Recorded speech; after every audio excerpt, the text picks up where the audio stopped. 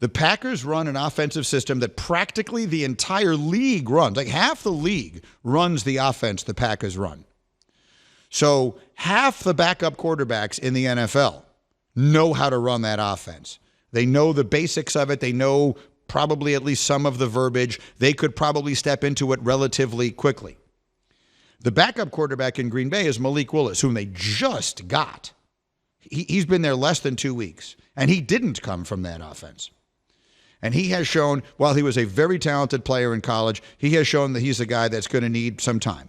He needs to be in the position that someone like Zach Wilson is in now. Sit and watch a pro and learn under good coaches and try and come back and have a career a year or two from now.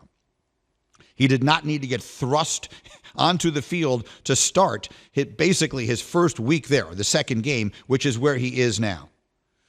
So the question that we raised was, should the Packers make a trade? Should they trade for a backup quarterback? Zach Wilson actually, in theory, could be one of them. Zach Wilson, his first 2 years for the Jets, or was it just 1 year? How many years was Mike LaFleur the offensive coordinator there? Did he get fired after 1 year or 2 years? I will check. After 2. The point is, he played in that offense, and he's the third-string quarterback in Denver, so he's highly expendable. So is he someone, he played for Matt LaFleur's brother with the Jets. So is he someone, just throwing a name out there, but I think it's an interesting question. Do the Packers trade for someone, or do they just go with Malik Willis? Now, the answer, again, this was a conversation we were going to have on Sunday. A couple of days have gone by. It appears they're going to go with Malik Willis, and at least to this point, they haven't made a roster move that I'm aware of. But the question is, will they, especially if it goes really badly this weekend? Now, Graziano pointed out they have not put Jordan Love on the IR, which means he is not obligated to miss 4 games. The reason you do that is because you have reason to hope/believe that he might come back in less than 4 games.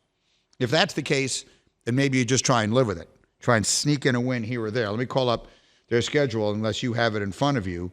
What do their games look like? Because you just can't, the way Detroit looks, you can't fall that far behind in that division if you want to have any chance of winning. They got the Colts at home, at Titans, and the Vikings at home.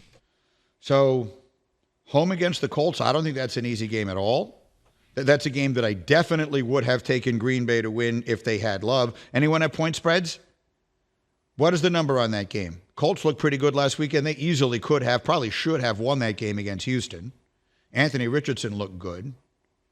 That feels like a tight game to me. Indy -3.5. Indy -3.5? On the road. Yeah.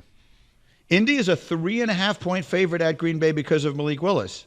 You got to think that's I'm why. assuming That's the only reason why, for sure. If Jordan Love was playing this game, Green Bay would be favored for sure. Yeah, that's a pretty big swing. Wow, that is a big swing. But it sort of illustrates my point, right? Do they need to make a move? Again, if it's only going to be 3 weeks, maybe you live with that. You try and win if you find a way to win 2 of these 3 games, you're okay.